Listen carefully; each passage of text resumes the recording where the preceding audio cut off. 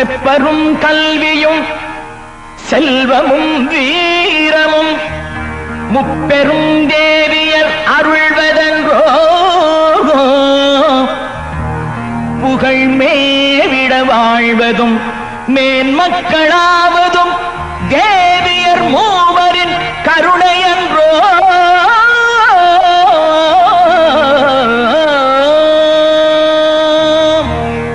சரஸ்வதி லக்ஷ்மி பார்வதி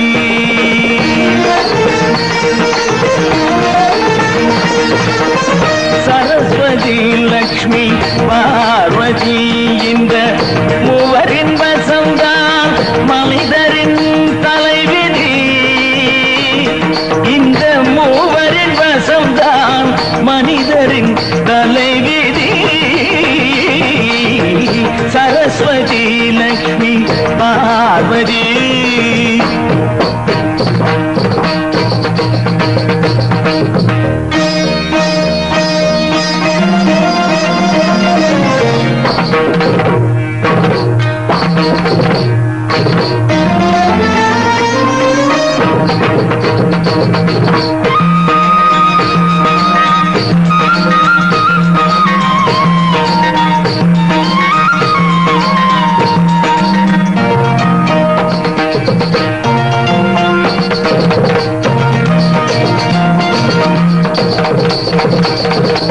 வட்டில் சுமந்து வந்தாள் சோழர் மகள்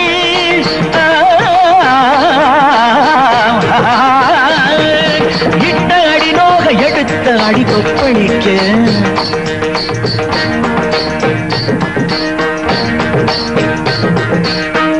வட்டில் சுமந்து வந்தாள் சோழர் மகள் அவள் படிவழகை இசைத்தான் கம்பன் மகன் அவள் குற்றம் களைவதற்கு கூடையிலே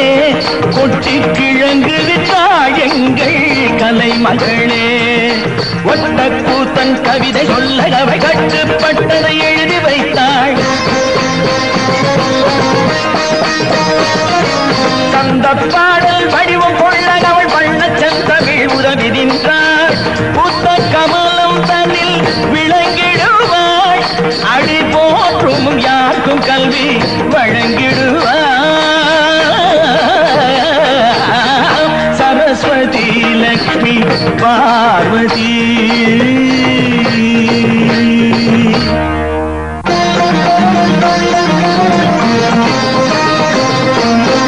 தெய்வ பெரும் புலவன் பொய்யாமொழி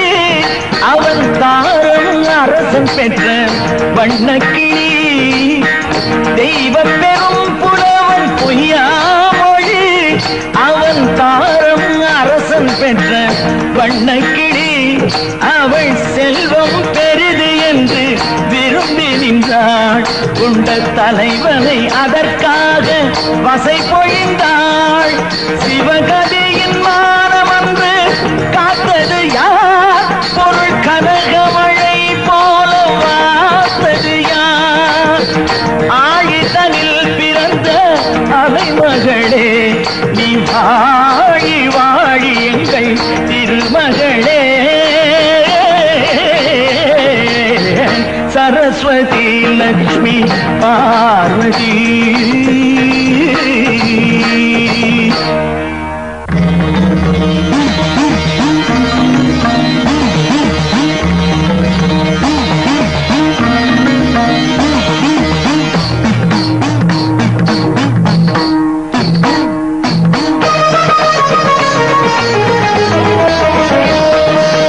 கண் முதல்வன் அவன் நெஞ்சனைத்தவள் திக்கு திசையதிர சஞ்சரித்தவள் ஞான ரூபிணி மதுரை வளர் மீனரோஜனி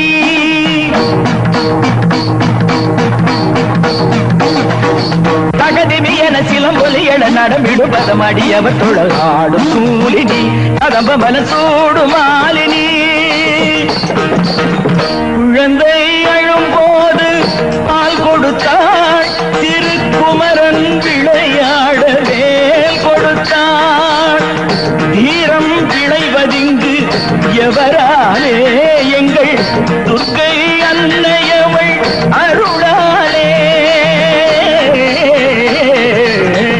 சரஸ்வதி சரஸ்வதி லக்ஷ்மி பார்வதி